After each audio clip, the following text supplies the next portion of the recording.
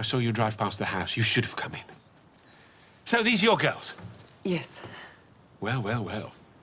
How are you, my dears? Sir John Middleton, a cheerful host, a generous cousin, and a man who quite literally saves the Dashwood women from being cast out into the cold. After the clinical frost of Fanny Dashwood, Sir John's welcome offers the warmth the Dashwoods so badly need. But there's more to him than just goodwill and sporting chatter. And I want to take a closer look at the man who thrives on company, gives instinctively, and yet may not always perceive the emotional subtleties of those around him. And then there's his household, notably his wife, Lady Middleton, who appears in the novel but remains curiously silent on both page and in adaptations. That quiet absence is part of Sir John's world too. So in this episode, I'll be unpacking his role in Sense and Sensibility, not just as a connector of people, but also a reflection of how kindness, consistency, and uncomplicated goodness can shape the course of the story.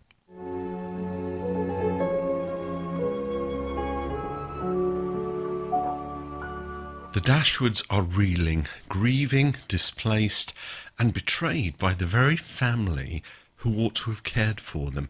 Their future, once secure and stately, now dangles over the prospect of rented rooms and social invisibility. Enter Sir John Middleton, a cousin of Mrs. Dashwood and a man of means but not grandeur. Sir John offers something extraordinary, a home.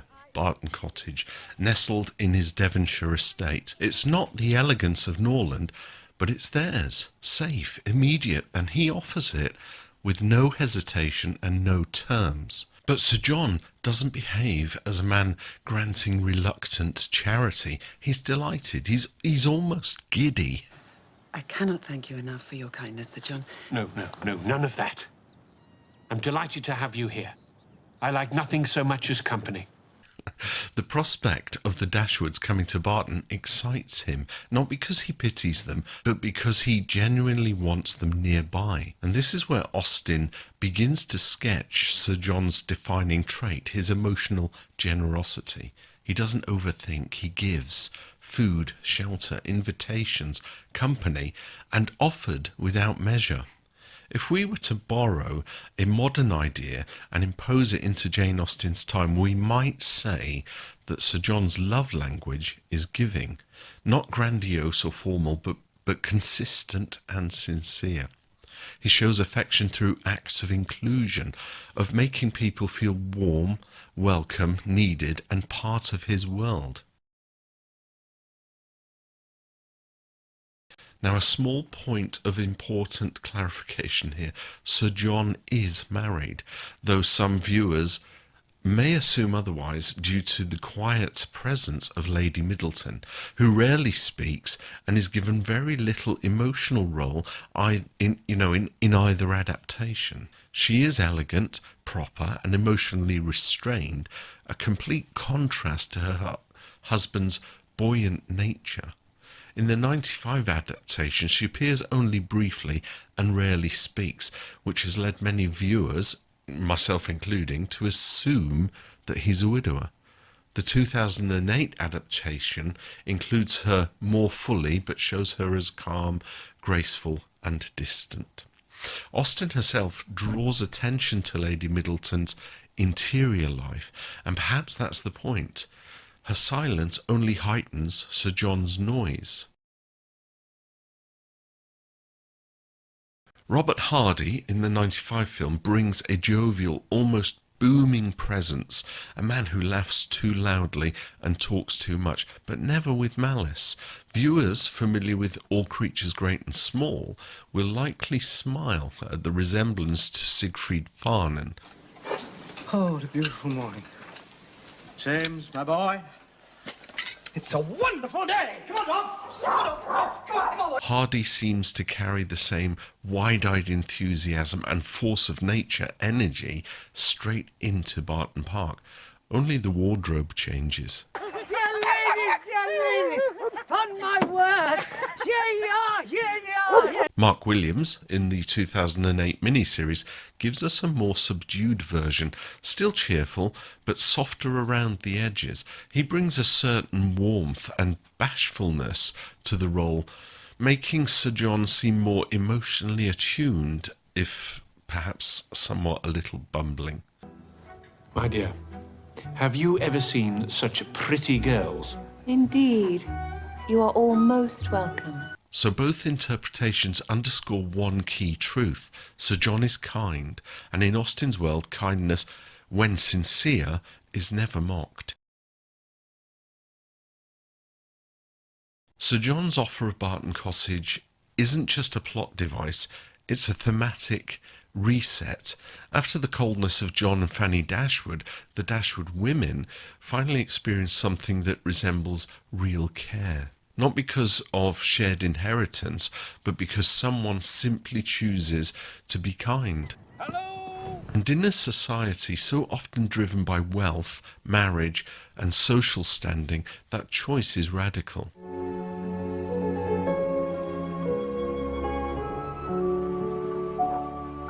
Once the Dashwoods settle in Barton Cottage, Sir John Middleton's kindness doesn't end with the offer of a home. In fact, it's only the beginning. His generosity takes shape through company, conversation, and constant invitations. And he rarely lets a day pass without including them in something. Dinners at Barton Park, musical evenings, card games, and social visits. The invitations flow so freely that they become almost routine. And while this might seem excessive, it comes from a simple place. He likes people and he enjoys having others around him, and he can't quite imagine why anyone would want solitude. Sir John doesn't pity the Dashwoods, he delights in them. To him, sorrow is best treated with sociability.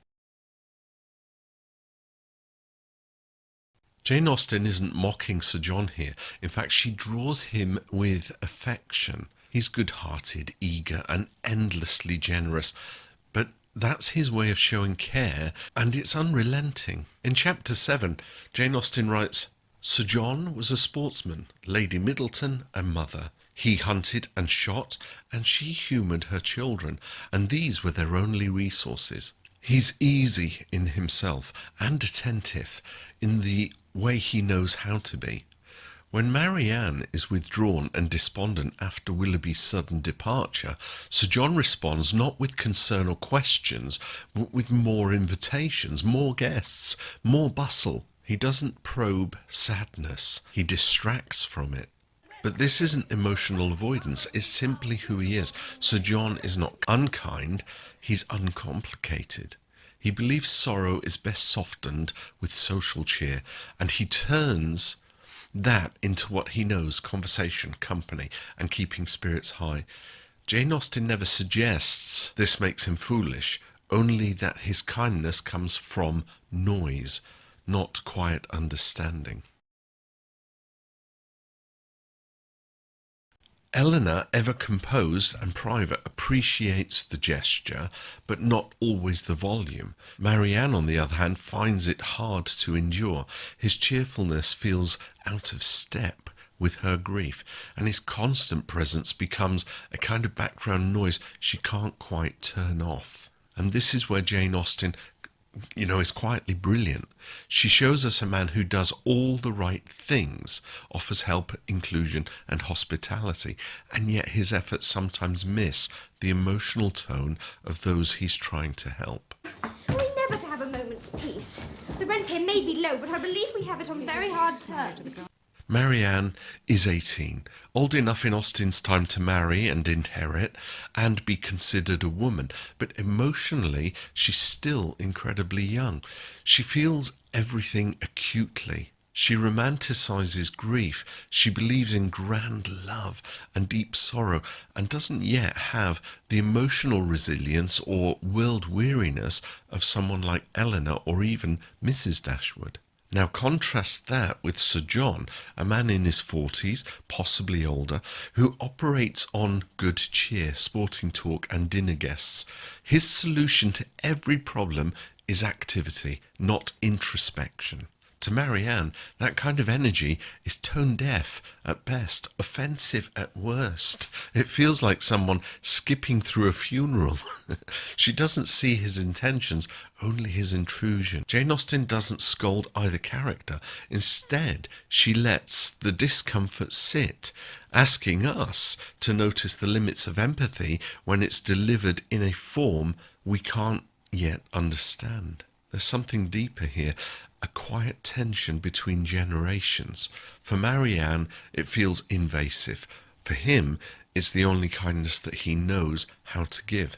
So Jane Austen may be showing us here that generosity, no matter how sincere, can still miss the mark, especially when offered across the gap of youth and experience. Sir John as a character then doesn't give the Dashwoods money, he doesn't offer deep counsel or quiet empathy. Instead, he gives them access, distraction and inclusion. And Austen is gently asking, is that enough? In a world of subtle emotions and social pressures, Sir John's kindness sometimes overwhelms instead of supports. But unlike others in the story, he never acts from self-interest. His flaws are those of enthusiasm, and Austen gives him grace for that.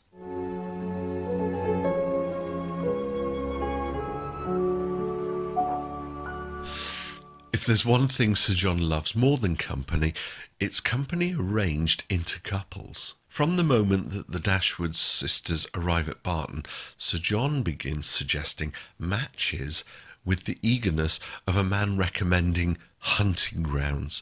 The air at Barton Park is rarely still, and never more so than when Sir John is trying to pair someone off. There is, and his name begins with an F. Indeed. Now, there's a promising letter. Let me... F. He makes the perfect pair with Mrs. Jennings.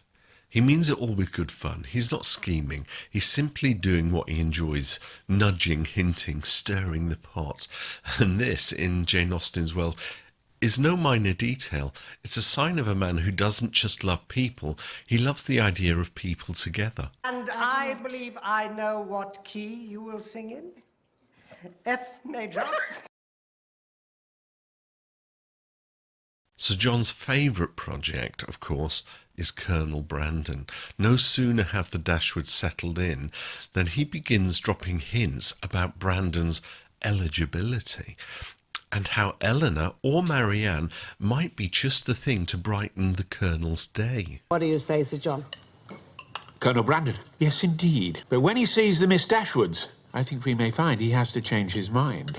There's a delightful comic energy to these scenes. Sir John doesn't care which Dashwood ends up with Brandon.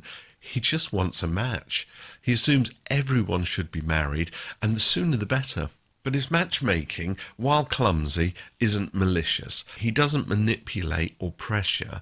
He just plants the idea. We must see what we can do for them, eh, Mrs. Jennings? Lovers, husbands, that sort of thing. What? Then watches with amusement to see what grows. And it's not just the Dashwoods.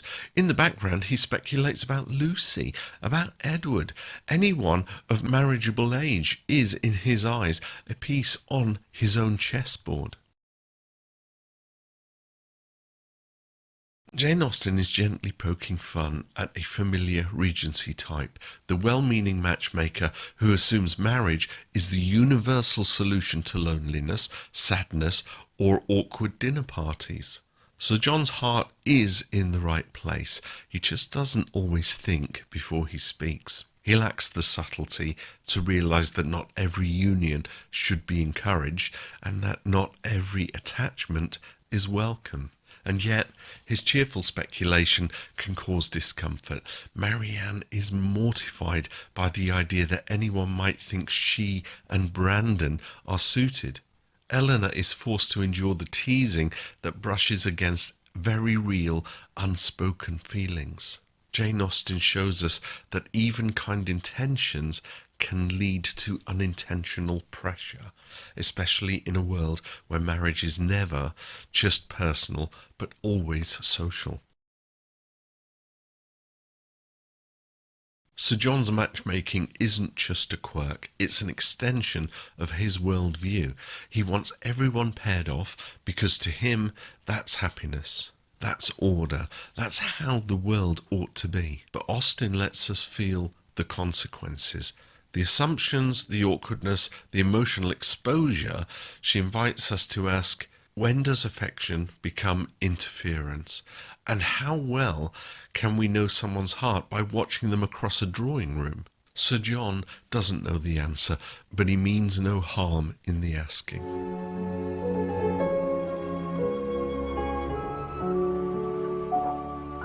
By the middle of Sense and Sensibility, it becomes clear that Barton Park isn't just a country home, it's the social engine of the narrative.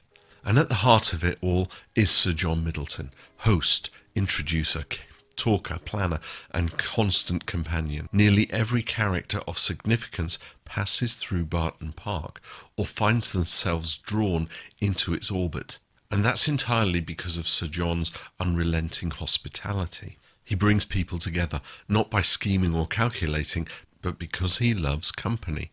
He likes people, and he doesn't distinguish much between who they are or what they bring. If you're polite and interesting, he'll invite you again and again and again. Think about it. Without Sir John, the Dashwoods wouldn't have met Colonel Brandon. They wouldn't have been seen publicly with Willoughby, and they wouldn't have been pulled into the company of Mrs. Jennings, Charlotte Palmer, or even Lucy Steele. Sir John doesn't drive the emotional stakes of the story, but he creates the context in which those stakes unfold. He is in many ways the opposite of a gatekeeper. He's more like a gateway, opening his home, his table, and his calendar to anyone with a little conversation, dare I say, a decent coat. And here's the wonderful thing Austen does. While drama and heartbreak unfold around him, Sir John rarely notices. He continues arranging gatherings and teasing about marriages, often missing the emotional currents swirling in the room. Decent shot. There's not a bolder rider in all England. But what is he like? Like? What are his tastes, his passions, his pursuits? This contrast between his jolly chatter and the quiet grief of characters like Marianne and Eleanor makes him a kind of emotional backdrop. He's not insensitive, he's simply tuned to a different frequency, and this gives the reader a clever dual experience. On the surface, a lively house with cheerful company. Beneath it, a private heartbreak, unspoken tension, and emotional restraint. Sir John becomes the host of not just dinner parties, but unspoken drama. Austen keeps him in the room to heighten the silence between the other characters. Sir John isn't a central emotional figure, but he's the character who holds the social world together.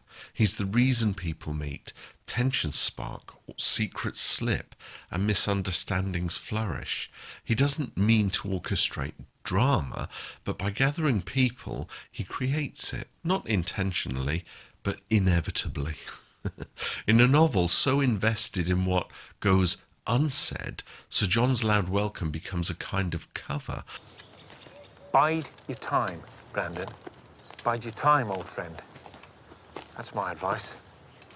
A hum of hospitality under which the story's quietest revelations begin to bloom.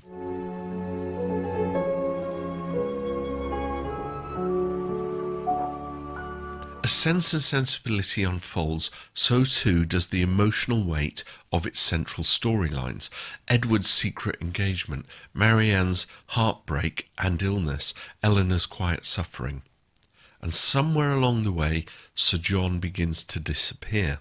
Not literally, he's still mentioned, still present in the backdrop of Barton, but Austen begins to shift the spotlight, and Sir John, once the centre of every gathering, becomes a warm memory more than an active participant.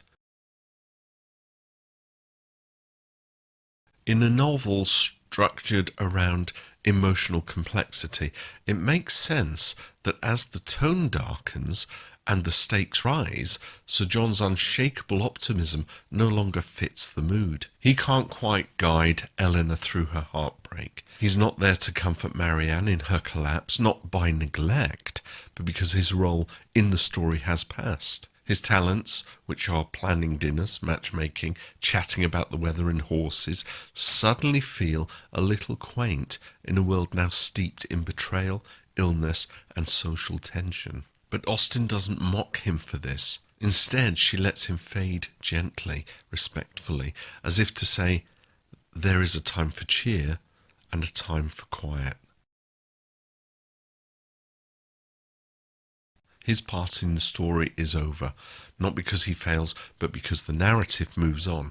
As the emotional stakes rise, Austen shifts the spotlight to characters like Colonel Brandon, Eleanor, and even Mrs. Jennings, whose temperaments and emotional depth now serve the story's evolving needs. It's easy to write characters who don't change. It's hard to write characters who know when to step aside. Sir John was never meant to stay in the centre. His gift was offering a beginning and carrying the weight of the end.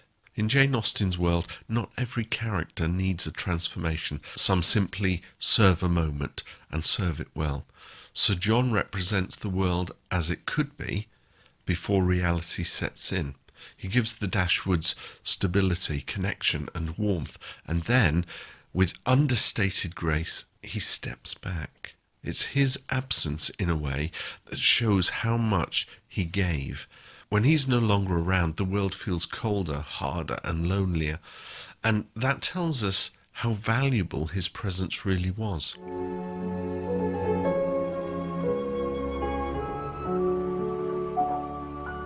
Sir John Middleton doesn't deliver speeches, he doesn't grow, he doesn't change, and yet in a novel full of conflicted hearts and hard choices, he remains one of the most reliably good people we meet. What's striking about him is not complexity, but consistency.